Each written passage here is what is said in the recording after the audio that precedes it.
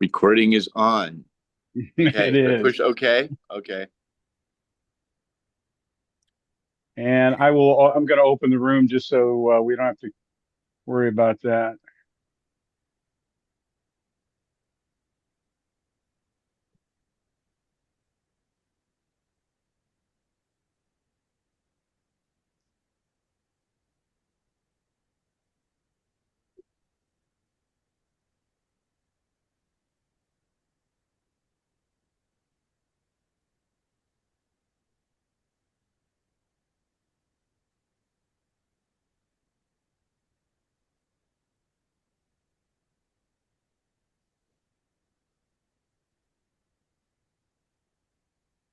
So you want to do formal introductions, Pidge, or? Yeah, welcome to our ongoing 16-part series of the 16 Signs of Awakening. Um, Today, we meet here every Tuesday. Today, we have with us author James Mathers. He authored the book The Children's Guide to Astral Projection. Um, so the topic is twofold. There's two topics, dreams and then astral projection. So how this works is that we start off with a 1 minute introduction of people saying their name and their 1 minute story and or thoughts on either dreams or astral projection. And then we lead into our featured author, and he talks about dreams and things as it relates to his book, the Guide to Children's Astral Projection. And then after that, we have a 10-minute Q&A, and we end with a meditation. So with that, I'd like to welcome James. James, good to have you. Welcome, Hello. James. Glad to have you. Hi, gentlemen. And Joe, you want to start off with an introduction of yourself? Sure. Yeah, my name is Joe Morawski. Recently published a book called Conscious Evolution from Christianity to Divinity. Just give you some kind of an idea of the kind of journey I've been on. But I'm happy to have you here, James. Thank you. Looking to do the deep dive into some of the stuff you've been involved in, because it sounds like you've got a pretty interesting history and background. But I know it's what we're doing in the present moment that really is where we're at. You know. It is. It's present. For Yeah. sure. Well, do you want me to? Do you want to start with your or present, or if you? I mean, I've done a few of these. I guess I'm going to start with what really piqued my interest most about some of the stuff you've been involved in recently, and it was I noticed that you were a co-founder of the Institute of Acausal Studies, Yeah. and also there was an interesting organization I think you founded with Herwig Maurer. Oh, right. The That PSTA, the yeah, Psycho-Iridescent Space-Time Agency. That was good. Wow, I didn't know there's still exactly. stuff around on that.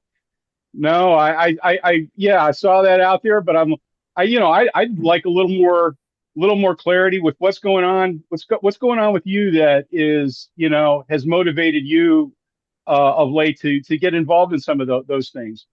Well, at the present moment, like today, I'm mostly really interested in street art as a way to present memetics in real time and space, in the environment.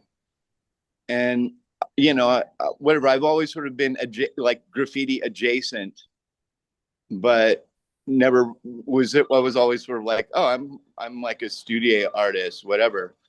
But it what with all of the sort of AI kind of dominating illustrative, imaginal art, as it were, imagery, it's this like wild avalanche of text and image.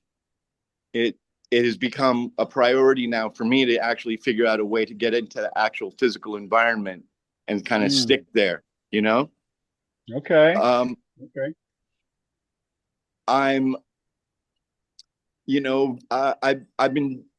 I'm very interested in, well, a lot of the ideas I'm putting out have to do with pattern recognition Mm. and how that sits with us at this sort of current moment where there's little developmental points like 69 when like psychedelic drugs and amplified music, or 1917 when like poison gas met flying machines, and the Renaissance, which was there are these points and we're at one of them now. um so it's compressing time, and it's creating in me at least, a real sense of urgency about whatever, getting onto this timestamp in Hmm. a genu in an authentic kind of way. Okay. um I have been kind of a secret society, you know uh involved pretty much the whole time, since I kind of left home even. And it's in my background anyway. But uh that's just where I've been. I'm from Topanga Canyon, if you know where that is. Hmm. And it encourages a lot of sort of, let's say, spiritual promiscuity. We were chanting Hare Krishna, and I went to Sunday school at the Paramahansa Yogananda Self-Realization Fellowship and Duck Pond. And we had Buddhists, and we had the Nashkabandi, and we had the Red Road and the Native American community, and we had, it was everything, tarot cards and I Chings and the whole nine. And Awesome. All right. I worked as a child at like the end of the seventh ray. I made the bread, Hmm. and we would chant over the yeast. You know what I mean? Like that was where we were from. But the I would say my real um introduction to the sort of like out of body experience, right? Where the place where I really went into the realms, as it were, um, was off of the back of a withdrawal episode that hit me at about 11. So I was, pre attention deficit disorder diagnosis. I was before that diagnosis exists. And so Okay. I was tapped as hyperactive, right? That was their framing at the time. And um, it was a very clumsy period for medicating kids. There was now it's very dialed, it's very nuanced with you know, with the different stimulants that they prescribe. At In those days, it was this kind of clumsy, let's drop a bunch of benzodrine on these Mm. boys and see if we can like control them. And we were all like, whatever, we were all sugared up. This was the, Cocoa Puffs era, Fruit Loops. This was that, you know. So we were like jacked up kids, and I was probably the only kid I knew that was, was on medication, though I didn't, really ask anybody around. It wasn't known. So I went on Benzodrine at 6. And Wow. my whole entire, like, whatever, my whole brain metabolism, whatever, kind of developed under under that. And at 11, um my prescription was changed or canceled or what have you. And it wasn't explained to me what a withdrawal episode looked like or felt like. They didn't really even warn it. They didn't tell my mom, they didn't tell me. And I went into these periods of like, really not. I was shot into the realms unprepared and kind of sticking there. And it was extremely, you know, um, like, things like basic things like the color perception, like everything kind of became sepia toned, and there was, and of course my brain was trying to figure out what the problem was, right? Because there was this significant chemical change going on. Mm-hmm. And and it was sort of like an ordeal medicine scenario where your analog eye um kind of goes away, and you're in the realms. It's, we're, angelic, demonic, synchronistic, you name, whatever, however it is, however, whatever mood you're in at the time. And this was the 70s, so there was a lot of acid around. Mm-hmm. And I had stopped going to school and had been hanging out on Venice Beach, making, working for a batik artist. And he would like pay me in sheets of acid, and I would go and, whatever, give them away or take them or what have you. But it was like great for me, because like my brain was like, was just starved for serotonin, and all of a sudden the colors came back on. Right. And and at that point, um the basically the police came and got me as a truant, and I ended up at the UCLA NPI, the Neuropsychiatric Institute. And this was 1977, and this was not just the NPI. This was Jolly on West's NPI, right? And Mm-hmm. if you know who that guy is, he's like the Elvis of MK Ultra. You know, he was the guy he was Jack Ruby's handler. He was Midnight Climax in the Bay Area. Uh, he was the guy who figured out how much acid it takes to kill an elephant with Tusco in Oklahoma. He was that guy, Okay. right? And and when I went in, it was it had just started getting hot for him there, because he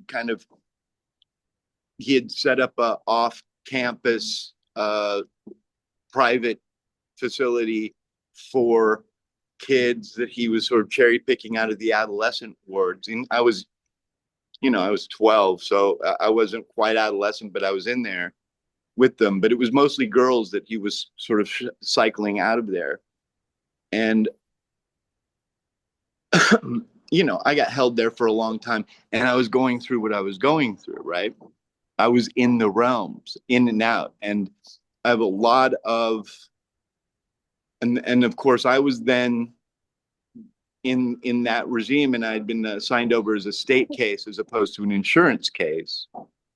So so basically I had a free hand in using me for drug trials and so on. I was kind of a lab rat there, and I was in there for 2 years, thinking I was going in for 6 weeks.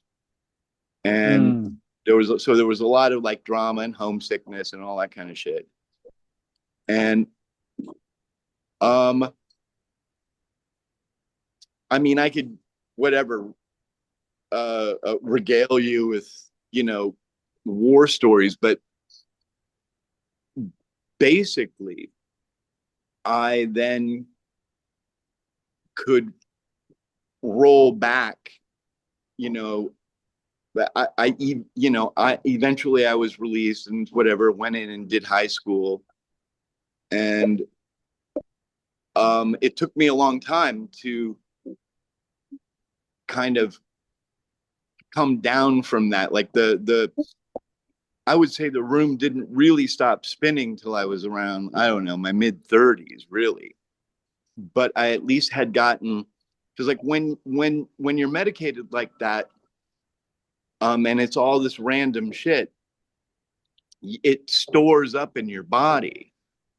So it took me it took me till I was about 16, 17 to just burn it all out of, and I was young enough that I could like burn it out, um, and get myself back down, because my weight had like tripled. And it was, yeah, it was a whole journey coming down from that. Um,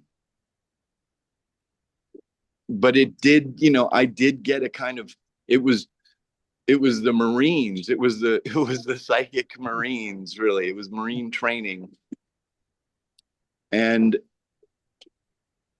Well, I'm, just given all the stuff you're saying, James, I'm really, more impressed with all that you've accomplished over the years with respect to your, some of your, the movies and things that you've been involved in, as well as the artwork you've done and all the things you've accomplished over that time, given the way it started out. I mean, do you feel like well, yeah, but it was a mixed blessing in that way, because it yeah. provided me all this material, and that in a way, I feel lucky, because they were so clumsy with me. I slipped out. They never. Oh, and that was the thing. So I was really curious why I was being held for so long. Mm-hmm. And one day, they took me in the room with the one-way glass, and the whole, that was such a joke, because I was like, I could see like the people behind the one-way glass and the camera and all that stuff. I was like, you want me to pretend I don't? Okay, I'm pretending. But they were like, oh, we're having a problem, getting a result with you, blah blah blah. We wanted to ask you, have you ever maybe experimented with psychedelic drugs? And I was like, oh, let me tell you my story. Like, and I was out in like under a week after that. They were like, oh, because apparently a lot of that stuff is contingent on you being like a psychedelic virgin, as it Version. were. Yeah, I was gonna They say, yeah, want to get psychedelic version. Yeah. that good first stick to get you to fragment. Right. And they couldn't, and Right. they were having trouble I was too chewy, and they couldn't understand why I was so chewy. Mm-hmm. And I was like, well, yeah, I have had terrifying experiences. It's true. And that was it. They were done with me. So I felt like, I look back and I hear the stories of the people that got stuck in that. Mm-hmm. And I just Yeah. feel so blessed. I'm like, Absolutely. thank you, thank God I didn't get, I didn't get like, cut up. I mean, I don't think they've ever really achieved their objectives exactly. I think they're good at creating patsies, right? And like sex toys, but I don't think they can get a real assassin out of it or anything. It just seems, it seems ludicrous to do that. Mm-hmm. If you know the realms, like there's every, here and there's every reason not to, and every reason to, every encouragement to be virtuous as opposed to venal. Gotcha. So Yep. anyway, and I was a huge reader, and kind of, deeply just religious at that time and by nature. So I had a lot of protection, let's say. Hey, if you've just joined us, we're speaking with James Mathers. Wrote the book, The Children's Guide to Astral Projection. It's available on Amazon. And we're talking about dreams and things. So James, Yeah. what did you think about writing this book, and how did that come about? Well, I mean, I write books and books and books. I have a whole publishing company partner, and we've been big on the like underground zine scene. Uh, and I was, very inspired by, um, you know, the a lot like the guitar player for Sleep did these great Gnostic zines or and Orthodox zines and crazy underground occultist stuff, and we were just naturally fell into it. And the children's guide I wanted to do because I'm whatever, I love Dr. Seuss, I love all that stuff, Pokey Little Puppy, and I wanted to do something that was both you know uh inviting and bare bones enough. Like I didn't want to do like a recipe book because I'm not particularly good with instructions and also I think the whole thing, I think everybody in a way invents this their way into the realms uh independently if you're lucky.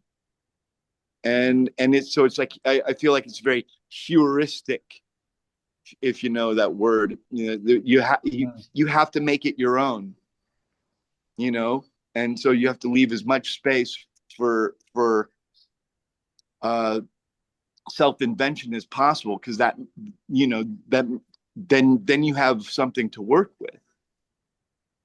So I really wanted to do something for kids, and also for it to be as skeletal as possible. I didn't want to like do like this and make it like this is, you do this and this and that'll happen. Like it's not like that. It's and it's a sort of journey of discovery. It's not an instruction manual. Gotcha. More of an invitation, more an invitation to explore, not a Exactly, not a recipe book or mantra or some shit. Right. Let's do Gotcha. a dive into the book, and let's do it in a manner of experiential. So you're a parent, like a lot of people who might be watching this session, and your 14-year-old, 10-year-old, 8-year-old comes to you and in the morning and says, something happened last night, Dad. I saw this and this and this happened. What would you, as a parent, knowing that you've written this book, what advice would you give your child? What advice would I give? Yeah, as a dad, knowing. Oh, I'd be like, take notes. They don't know what's happening. They don't know if it was I'd real. Be like, here's a Sharpie, here's a pad, a paper, make notes. Like, whatever you can catch and hold. And I'm a firm believer in drawing and journaling and all of that. This is so important, because that's what the hard part is, gathering pieces of it, because you can get the most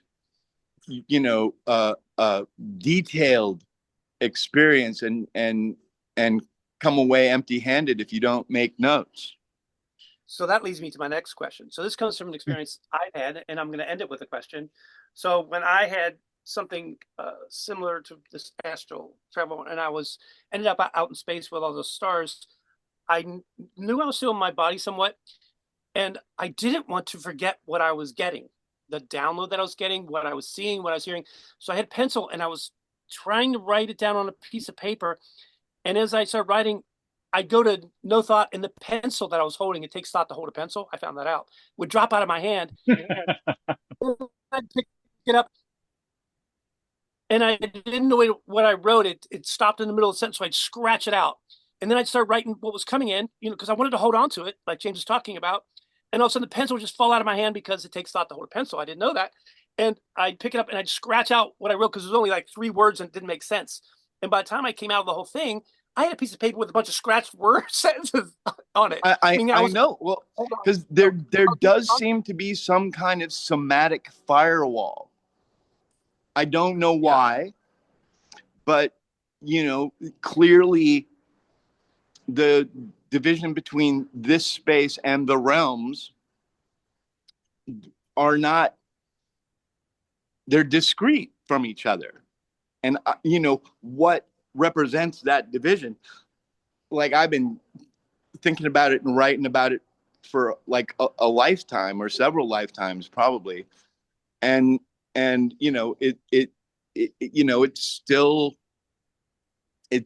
needs to be explored. That's why presently, that's why I'm concentrating on pattern recognition right now. What do you mean by Because what's your meaning? You give pattern recognition. Is that programming? What is that? What's your pattern?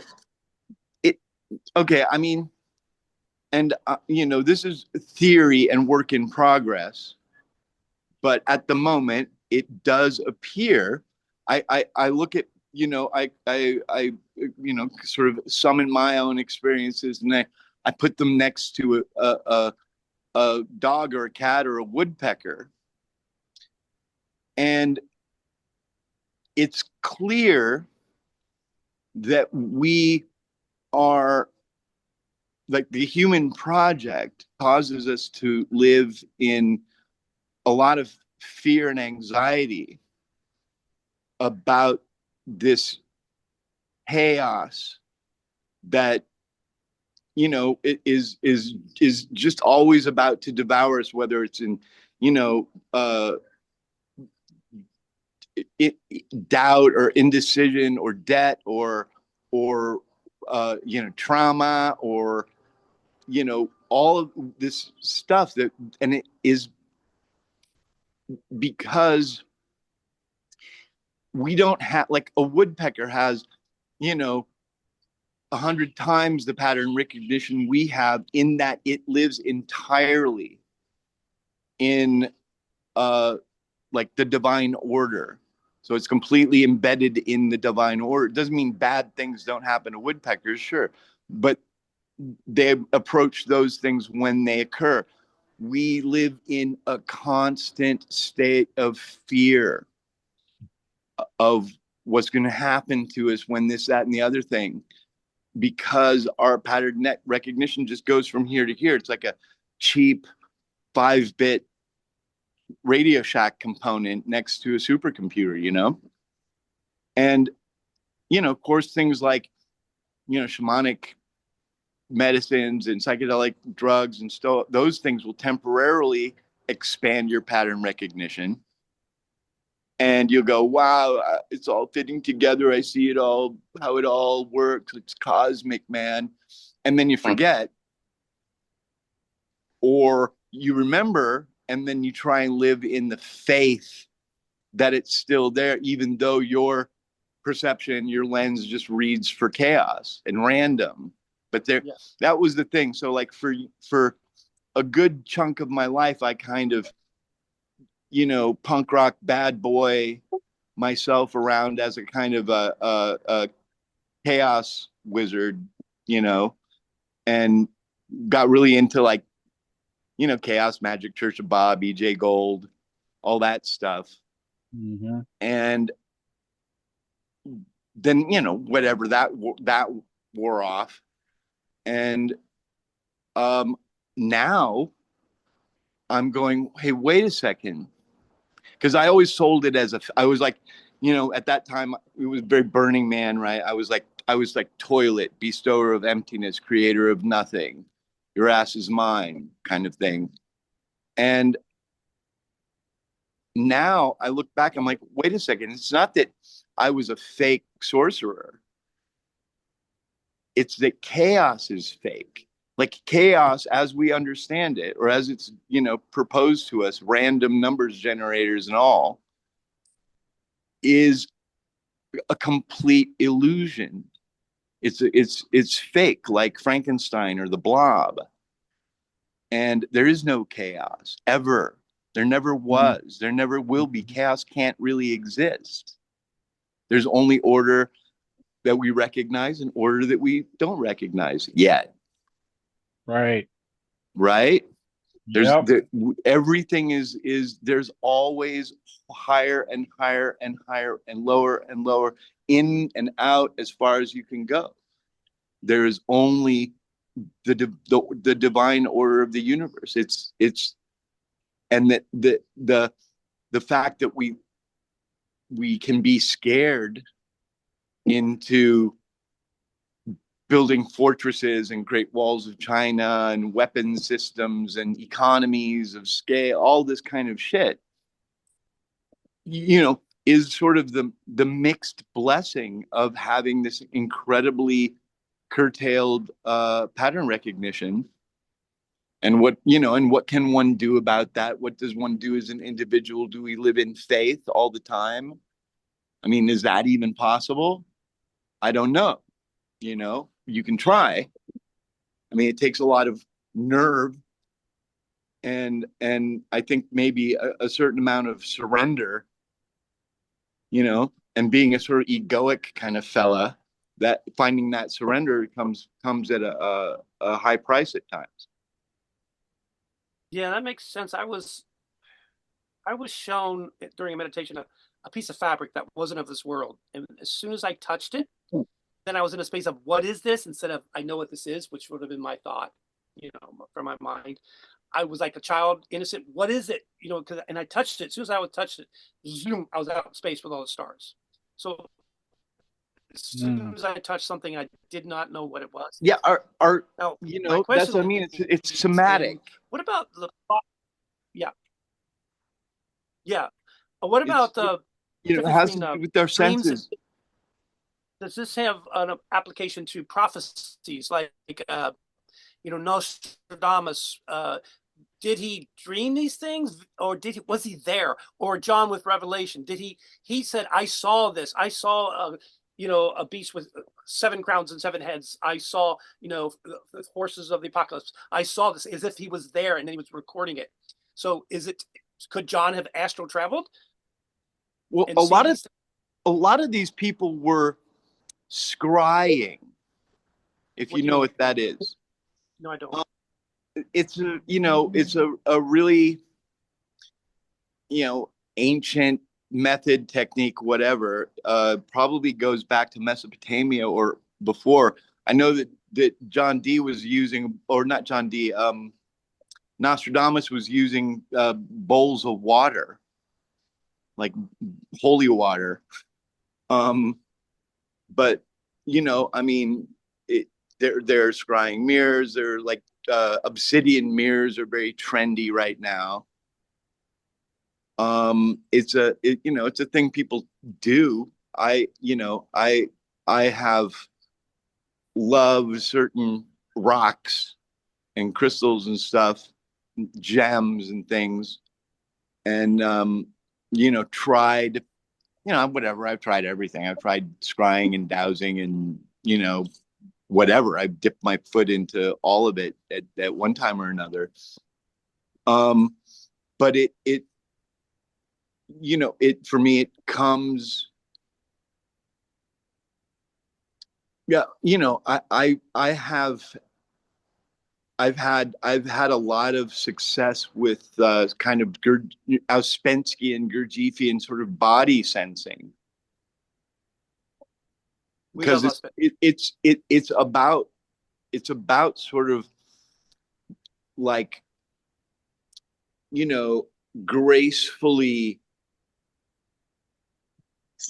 sort of crossing that somatic firewall and then being able to like come back with treasure, with something, some kind of experiential something, an inside a memory, an experience. If you could come back with a detailed experience, I mean, that's gold. Say I do want an experience. Say I do want to explore, and it's coming into the evening. I'm headed for my rest.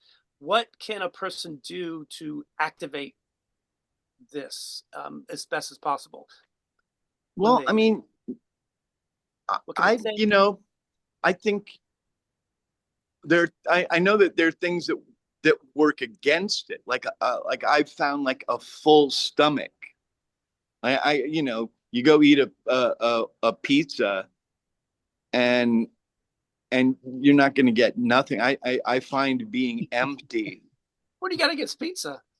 No, but you know what I mean? Like having your, I don't know what that is, just being satiated or just stuffed with pizza kind of pushes it away. I think that I'm a big So you're for fan of. fasting. You're for fasting, then you're a Oh proponent of yeah, no, fasting. like Okay. All I right. like hardcore fasting. I have a friend who did 100 days once, and I was just like, woo, hats off, like. But I've never made it more than 20 days.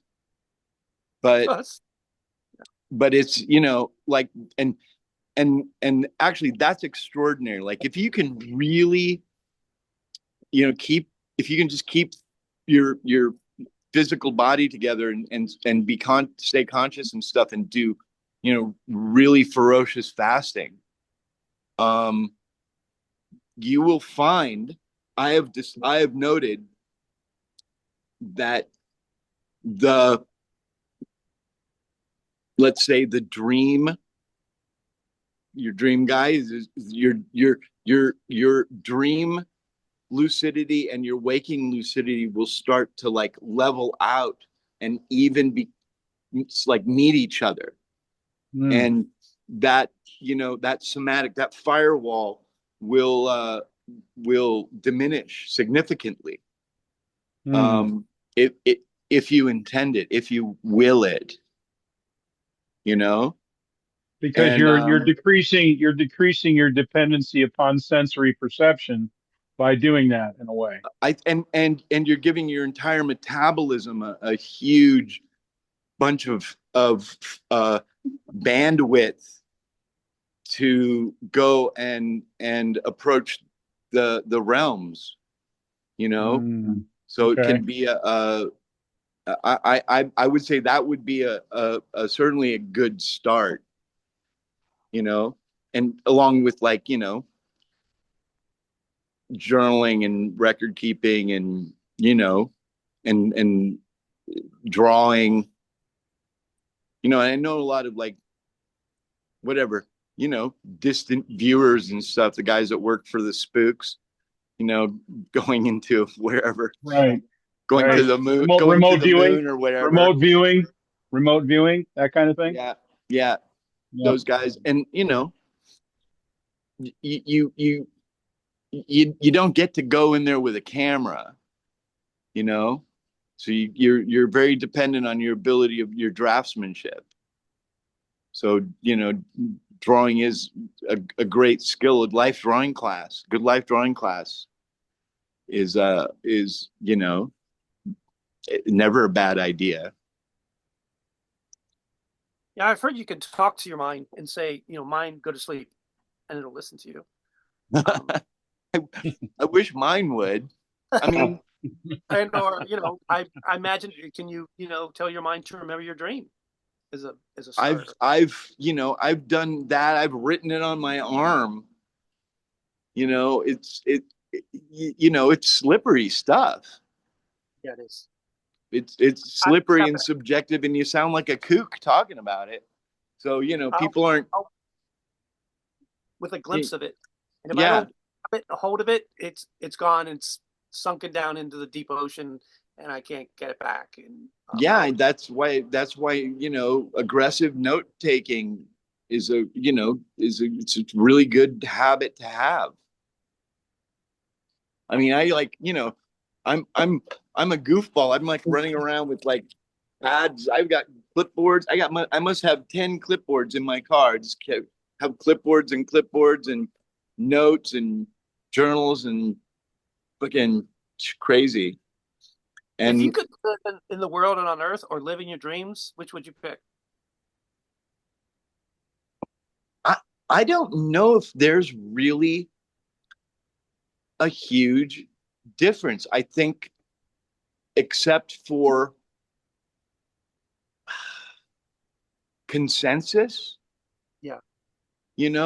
Like so-called reality is seems to be a kind of collective possession, let's say, whereas your dreams are kind of yours and yours alone. Mm. I mean, I've tried dreaming with other people. I've met people. I've certainly met people, like a lot of people who, people who I love or I'm close to. I will get into my dreams. I'll get into theirs. It happens. But, rocks are hard and water's wet, but, you know, everything else is like an agreement between, people here in reality land. Right. Right. Hmm. Well, I know Also, there's been a big resurgence, recently with respect to um, the using psychedelics and different types of approaches to spirituality from that perspective. It's almost becoming popular in a way.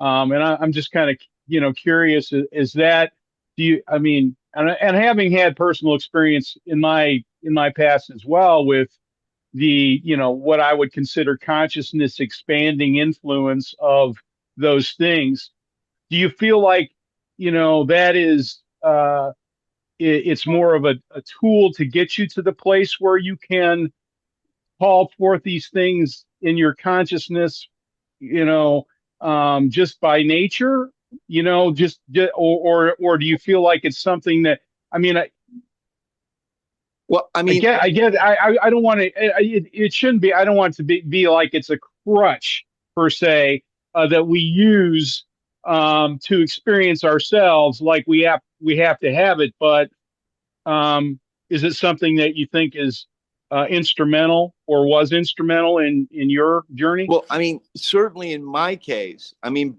but like I'm I'm I'm a madman. I mean, I have had chapters of my life where I went hard, you know, uh, fearless, fucking, like shotguns of DMT while peaking on mushrooms, but that said, I'm also like, I'm an extremely addictive, and I'm a sober person, grace of God in this fellowship, and I am, you know, neck up, and I don't really feel any desire for it or need for it, and certainly not at this point.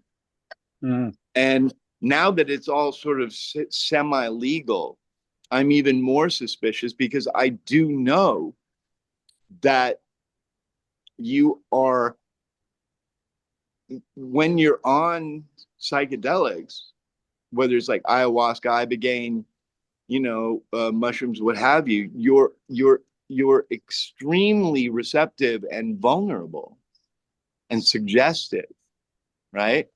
And I hmm. know a lot of these sort of corny ass shaman characters that are, all over the place now. Um, are often at least trying to, use this to manipulate people and get what they can get. And which was like, that was my experience with, uh, the ultra at NPI right out of the box, Hmm. you know, like, so it's, I don't know. I think that, again, it's heuristic. If you do it intentionally by yourself, preferably, so that it is your experience and you're not being guided. I'm not a big fan of this whole guided anything, right? Okay.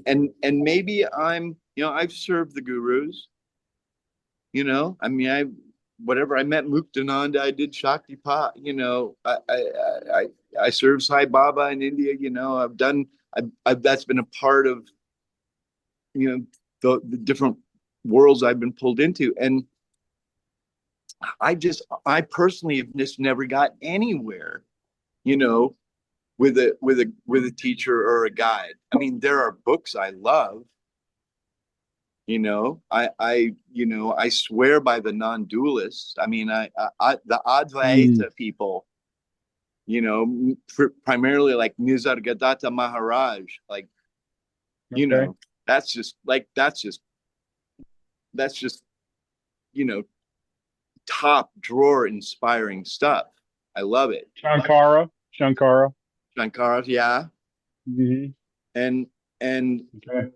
yeah, all of the non-dualist people, I I really love and admire them because they really do, uh, they aim straight at the firewall. They're just chipping away at it the whole time, and I'm you know I'm full of gratitude for being being even able that they've written that stuff down.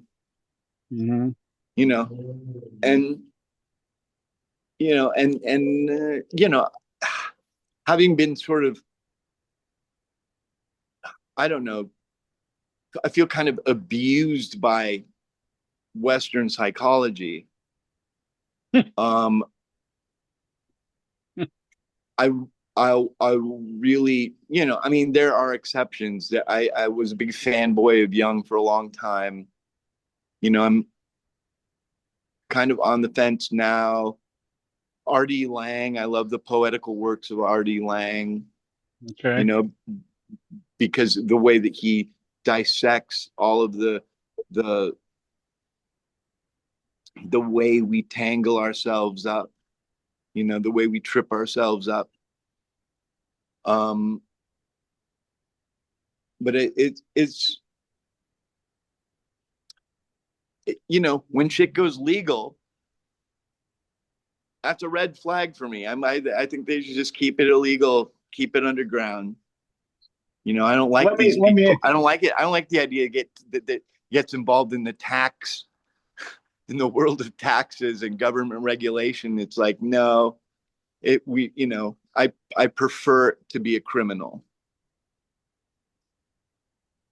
let me ask you this. I mean, given, and I'm sorry, I'll let you ask a question here in a second. Do you believe we can get to, when you talk about breaking down that somatic firewall, and getting to a place where maybe there's such a blending of what we perceive in the physical realm and that pure immediacy of that non-dual experience where everything meshes into one and we recognize that a reality that transcends physical, just the physical alone, or that we no longer see that dichotomy that exists. I mean, do you think it's even possible for us to be able to communicate that reality in a relative sense, that non-dual reality? I mean, is that can we experience the absolute and communicate it without it actually breaking down and becoming a reductionism of what we've actually experienced? Well, you know, as they say, Dom respiro spero, right? While I breathe, I hope. Like you know I'm kidding myself most of the time, but I really feel, I can feel the veil thinning, you Mm, know, and I really can. And I think a lot mm, of it has to do with, you know, like language itself is completely neutral. It creates exactly as many obstacles as it overcomes. And in the same way, our technology is, and any of our technologies end up like the whole, all of our supercomputers, the AI, um, it's, I think I see it as geological. Like if you look at the periodic table, like silicon and carbon are like touching titties on the periodic table. and something is stuff is going back and forth between the ashes and the sand, as it were.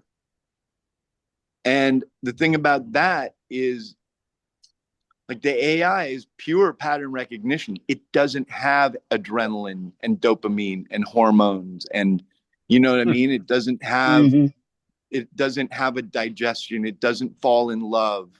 It doesn't fear for, it's not afraid of dying, you know? And that's a very interesting place to be. Does it dream? You know, is it Philip K. Dick's world and we just live in it? You know, so I would say, I hope so. I hope it's coming. I hope it's in the pipe. I feel like it's in the pipe. And that would be an an absolute conquest. It would be, I don't know, a civilizational, anthropological conquer, victory. And we would have to move into I think it would change everything. I think it would change, uh, you know, families and friendships and culture and art and communication. You know, all of those things would be, you know, have to be completely revised if there were to be, if we were to even think about approaching a certainty on any of this. Like, all of this Kind stuff of a seems proverbial quantum leaps of you would right. say. I mean, Yeah. we live in it's certainly in the domain of probabilities, you know, in a quantum sense. Like, it's a probability, and the numbers are getting better and better as far as I can tell.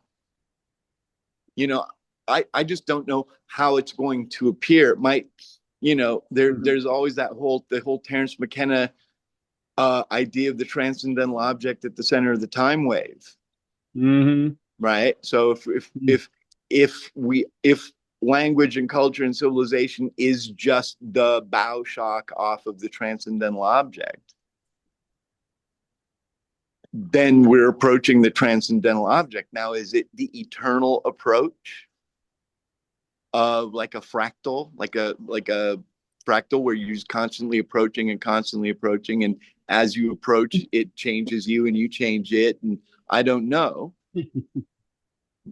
That's maybe that's, I mean, but it's, you know, that card's on the table. Mm-hmm. Right.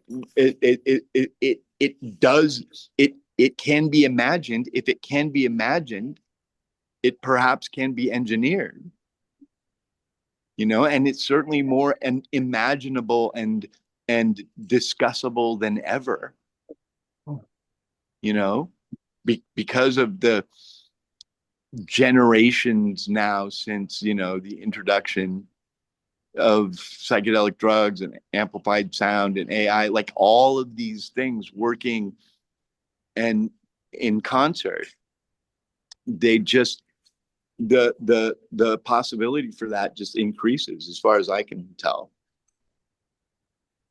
So I'm kind of, you know, I'm optimistic, and the Mm-hmm. anarchist in me is like, bring it, yeah, right now. Fascinating. Well, yeah, and then there's the. I'm sorry. Go ahead, Paige. I just want to segue. We're speaking with James Mathers, who wrote the book "The Children's Guide to Astral Projection." It's available on Amazon. You mentioned art as part of merging and or the vibrational sequence or pattern recognition, and you did the art on this. I'm showing some of it of the actual book. Here, you're talking about everything is vibrating, from light to matter, the very stuff we're made of, our body, always made of tiny pieces of energy and vibrating. Mm-hmm. So are you suggesting that the dreams and or the astral projection is part of this, is a vibration? Absolutely. Absolutely. Now, I can't tell whether it's vibrating up or vibrating down. Is it speeding? Is it slowing? I don't, that part, you know, I still don't know. But yes, exactly. and the realms are absolutely there. And you did all these illustrations in the book as well, which are quite phenomenal. So, and we'll recognize your publisher. It's Brass Tacks Press. Wonderful. That's what we're doing. We're getting down to brass tacks. Yes. We've entered the part of our session where we do Q&A, some questions and answers. So let's start off with Paul. Did you have any questions, Paul, that you'd like to run James's way? Well, nothing particular. I just was thinking, kind of as you were talking about the different stimulants and things of that nature that invite a person to a non-linear, non-physical plane. Is it more the substance, or is it more the inhibition on our part that the substance has a tendency to, I guess, hold at bay or lower those inhibitions? And is there, in your opinion, is there a way within our own focus, perhaps with the fasting and different things like that, that we find those inhibitions that keep us from seeing deeper thought and higher heights? Well, are you talking specifically about stimulants? Well, I shouldn't have said stimulants. I should have said the different mind-altering things that you mentioned. Is it more attributed to those things, or is it the fact that it just lowers our inhibition? And is that something lowering the inhibition on our from the physical perspective? Well, something that we're able to do. Is it the substance, or is it the firewall coming down? Yeah. Well, there's inhibitions, and which are kind of, they're different. I mean, they're different kinds of substances, right? But like the things that alter my my judgment or lower my inhibitions, let's say, those sorts of substance, I've found that the veil gets thinner, let's say, more in the withdrawal period than in the actual intoxication period. Whereas like specifically psychedelic substances, they alter they expand your pattern recognition to such a degree that you can even get raised inhibitions. You can have like a bad trip where you go into like a full body contraction, and look to withdraw altogether, like from like, or reject the thing. So it's always like, set and setting and intention and desire. Like if the will is an odd animal. Like if you're just going to have a good time, is sort of, that's your desires to pleasure seek or what have you. But if you go with like a really clear desire to examine something, or know you're seeking knowledge or what have you, I think those things can be like tremendous tools. But it's also, you can overdo anything. What's more effective in your opinion, the those different things, or would you say fasting? Well, I would not. I have to know someone personally to recommend, some shamanic drug to them or whatever. But I think that, whereas, fasting and call it the ordeal, the ordeal is, those are things are always available, like whatever, walk in the desert for 3 days, you know what I mean? And, like the ordeal is always available, and it's just part of our equipment, and we're going to have them anyway. You know, you're going to have a heartbreak, you're going to go hungry, it's going to happen. And you know, if we can learn to not be afraid and not surrender to fear with the ordeal, then you're in a much better you're in a much better you have a much better position physically and emotionally to really make use of psychedelics, I think. Gotcha. You know, Yep. nerves of So steel. really it's the consciousness you bring to the experience. It really. It really is. And you know, and of course people are gonna, you know, try and talk you out of it, especially if they really care about you, like, you know. Yep. You know, I mean, you know, you know, a lot of people in my life have, you know, whatever, done everything they can to put me in check to protect my sanity, even against my my stated desires to go crazy. Gotcha. All right. Well, we've come to the part of our session where we go into a stillness meditation. James, do you have a practice or modality of stillness you'd like to share and do that with us, or we'll defer to John? You know, I mean, meditation, you just do nothing and try and get nowhere. If you can, you know, it's just I just observe the you know, the sewer pipe of my mind. If I can just not be in the fucking sewer pipe, if I Okay, can not join the parade, I just watch the parade from a distance. That you just described it, actually. Yeah. He said he doesn't like guided stuff, so we don't want to do any of that. No. You know, I'm just so rebellious. It's just my nature, you know? Well, he's talking about sewer pipes. Location, location, location. Yeah. Well, I mean, you know, but I have a tendency to just wear a blindfold all the time. Okay. That's something I you know, use a lot. And yeah, let's watch the parade, get out of the parade and watch the parade from a distance. And if you're badass enough, you can turn your back on it. All right. Do your best and take us there. Yep. All right. There you are, thinking thoughts. Okay. Now, like, observe them. Now, like, if you can turn away from them eventually, but just observe them for a while. How long is this going to be? How long you want? Just go ahead.